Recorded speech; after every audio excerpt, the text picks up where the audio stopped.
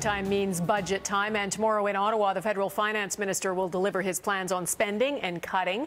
It's not expected to be as big and sweeping a document as last year, nor is what's in it really a big secret. Jim Flaherty has already outlined the major themes he'll touch on.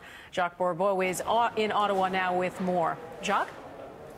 Well, Donna, there's already a lot of activity here in the foyer in the House of Commons, but trust me, it'll be even busier tomorrow when Finance Minister Jim Flaherty unveils his budget.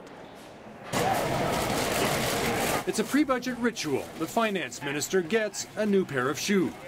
This year, Jim Flaherty did things a bit differently, going to a Toronto factory to pick up a pair specially made for him. Flaherty says tomorrow's budget will focus on two things: jobs and growth. Some specific measures that we're going to take, particularly to help manufacturing enterprises in Canada, including Ontario, which is a very important place for manufacturing in Canada.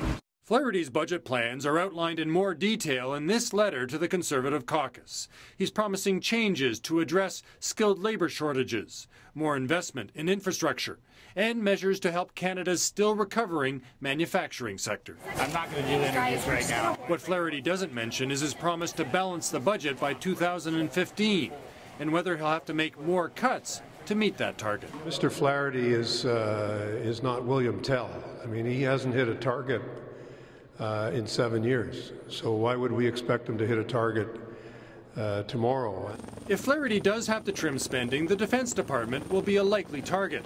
Some other areas Flaherty might be looking at: eliminating tax loopholes and going after tax cheats, and cutting back civil servants' generous sick leave benefits. Will the finance minister now agree to lay out the specifics about job cuts and services that he's planning to eliminate in tomorrow's budget? Here, great question. It will not be increasing taxes on Canadians like the NDP would want to do, Mr. Speaker. But this business professor says Flaherty's road to a balanced budget might not require more cuts. The growth comes back in the next 2 years, and I don't mean shooting up to 5%. If it comes back to 2.5%, 3%, he's going to sail through and hit those targets with no additional cuts. And government sources are reinforcing that message, telling Global News tomorrow's budget won't engage in any major cost cutting. Donna? Jacques, Jim Flaherty is also under attack today because critics say he's meddling with mortgage rates. Even some in his own party are questioning his judgment on this, right?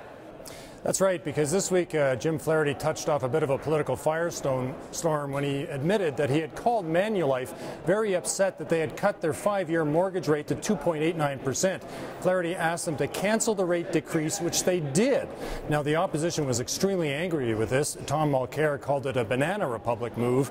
And now Flaherty's political colleagues are piling on, because today Small Business Minister Maxime Bernier, after the Conservative caucus, emerged and told reporters, quote, "Me, personally, I would not dictate to businesses what prices to decide."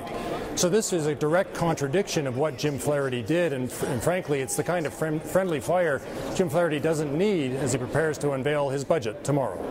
Donna? All right, Jacques Bourbeau in the foyer of the House of Commons. Thanks, Jacques.